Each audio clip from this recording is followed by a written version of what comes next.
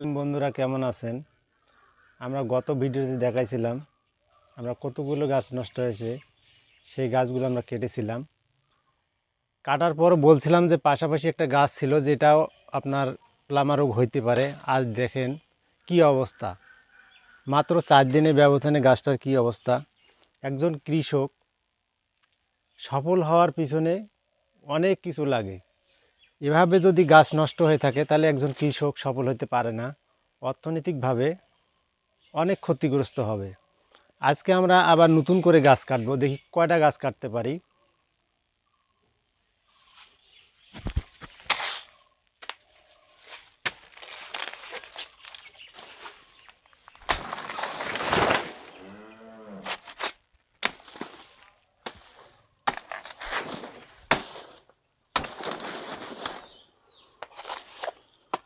প্লামা রোগ এতই খারাপ যা আপনার একটা সুন্দর বাগানকে নষ্ট করার জন্যই যথেষ্ট।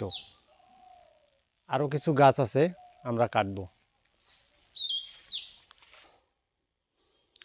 এরপর আমরা এখানে আরও দুটো গাছ কাটছিলাম, বলছিলাম যে পাশাপাশিও আক্রান্ত করতে পারে, কিন্তু আমরা আজকে এখানে দেখতে পাচ্ছি যে দুটো গাছ আক্রান্ত হয়ে গেছে অলরেডি। এই গাছটা একটু বেশি আক্রান্ত, ওটা একটু কম। তা আমরা এই গাছ দুটো একটাও রাখবো না, দুটো গাছে আমরা আজকে কাটবো, কারণ রাখলেই পাশাপাশি আবার আক্রান্ত হবে। ঠিক আছে, কাটতেছি। হয়তো মনে করবেন যে ভালো গাছগুলো কাটতেছে, আপনারা দেখুন এই গাছটা 3 দিন থাকবে না, 3 দিন থাকবে না।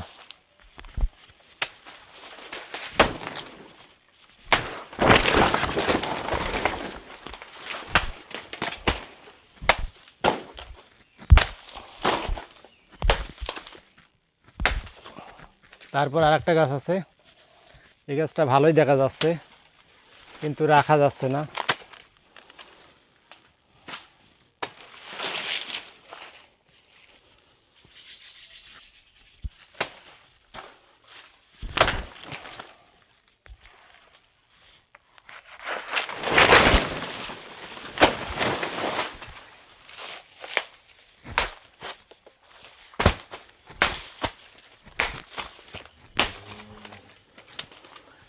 তাহলে আমরা আজকে গাছ কাটলাম 4টা।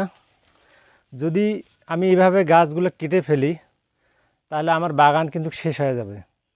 তাহলে একজন কৃষক যতই পরিশ্রম করুক, যদি তার ক্ষেতটা যদি সুন্দর না হয় তাহলে সে কৃষক অর্থনৈতিকভাবে ক্ষতিগ্রস্ত হবে, যা কুলে ওঠা সম্ভব হবে না। আপনারা দোয়া করুন আমার এই বাগানটা যেন সুন্দর থাকে আর গাছগুলো যেন নষ্ট আর না হয়। নেক্সট টাইমে বাগানের কী অবস্থা থাকবে আপনাদেরকে জানাবো ইনশাআল্লাহ। আসসালামু আলাইকুম।